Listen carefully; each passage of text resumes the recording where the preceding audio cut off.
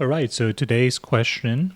Opie writes that her boyfriend is into rough sex. He likes to spank me, choke me, and bite me in different places. And then she asks, is this BDSM?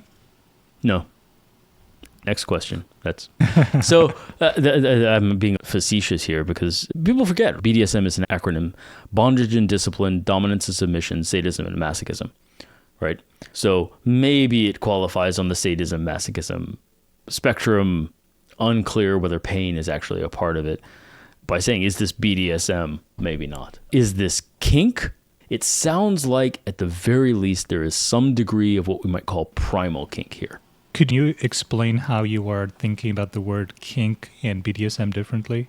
BDSM is an acronym, so it is inherently a bit more specific in some sense. It stands for certain things that are common manifestations of kink. They are common behaviors that are seen in kinky sexual encounters: bondage, discipline, sadism, masochism, dominant, submission. But those are the smoke and mirrors of actual kink. Kink is the reason you engage in bondage, domination, sadism, masochism, submission, and discipline. Kink includes a variety of manifestations and behaviors, and sometimes just attitudes. You can be kinky having missionary sex in the dark if the attitudes and tone emotionally is there. So that's the distinguishment I would make. Bondage and domination are pointing at specific types of smoke and mirrors. It's kind of like saying, you did a coin trick. Is that magic? Well, magic is magic, but the coin trick is just a coin trick. So on some level, magic is coins, cards, ropes, and mirrors. But then you come up with a magic trick that's not any of those, and it's still a magic trick. That's the distinction I would make. My definition of kink is savoring intensity for sexual play with a perceptual overlay that allows for an embodied expression of personal meaning. And the reason I keep harping on that is that it incorporates the framing of why we engage in kink. What are we doing with kink? And why does he like to bite and scratch and pull her hair? Why? It's not just... for her, it may be sensory. Theoretically, I'm causing a sensation, but why does he like doing it? He's not even feeling anything out of it. What do you get out of pulling a girl's hair? The texture of the tug of her hair? You get an emotion out of it.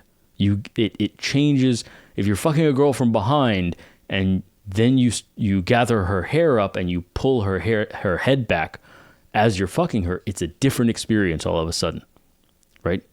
It's more raw, it's more primal, it's more controlling. You know that it may be hurting her head a little bit, right? And that shift in perception makes it kinky. This is something like primal kink, where we abandon the niceties of civilized human behavior and engage in the more primal animalistic sides of ourselves. So I think this is kinky behavior to some degree. Many women like that primal nature. Nothing wrong with it. It's great. Many kinky people get frustrated when their partner stops there, where that's the only meaning that they are exploring is what it would be like to be a little less civilized, a little less polite.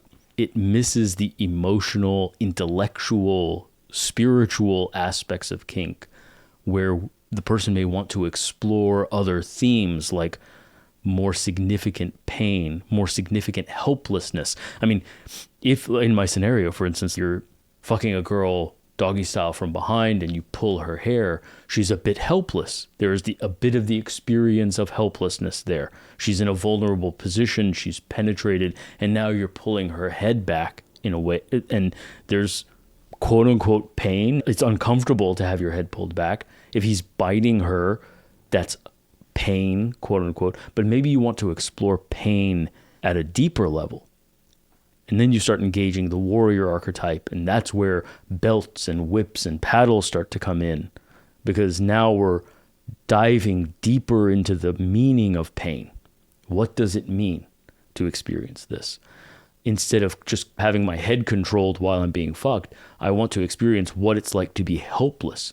And now we start experimenting with bondage, being tied up or being restrained in these different ways, where I cannot do something because I physically have been put in a position where I cannot. Right? So is this kink? Yes, it's the beginnings of kink, but there's deeper waters to explore if that is in their mutual interest.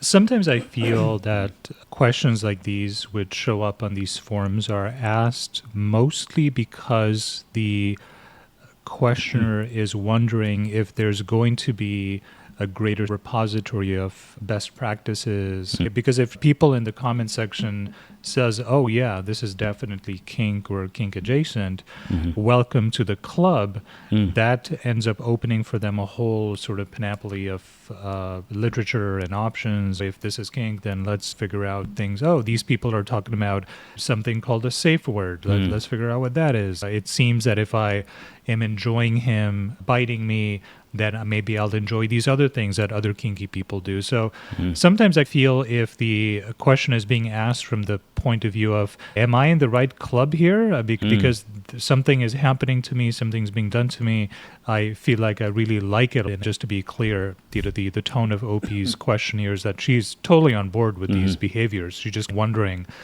if she's in the correct sort of club and if there's more to be gleaned from that. So that was one of the ways in which I took the question. And this also comes to something that I've said before.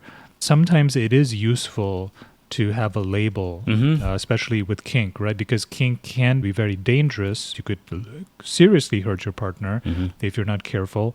It behooves you to go through a lot of the materials that are involved in kink play to learn what the best practices are, to understand that, hey, when you're choking somebody, that's a very dangerous thing to be doing, so you better be sure that you're doing it correctly. One other thing the label does is it allows you to have access to a large body of thought that's already gone into this, and that can be useful.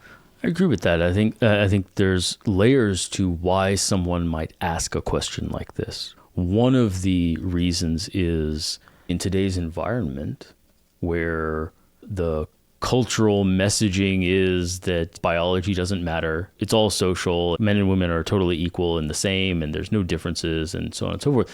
Why do I like this? Why is this so hot? Exploring that notion of, hey, is this BDSM? Am I kinky? Is that what's going on here? And what does that even mean? And can I get information from these people about what's happening here?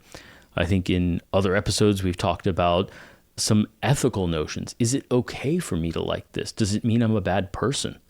Does it mean that there's something wrong with me in a way that's not true of other people? What am I to do with the fact that I find this hot and that I like this? I think that all of those things underlie this desire for a label, desire for other. Am I alone in this experience? Am I the only one who likes being choked? In the history of humanity, no one else has liked being choked. It's just me.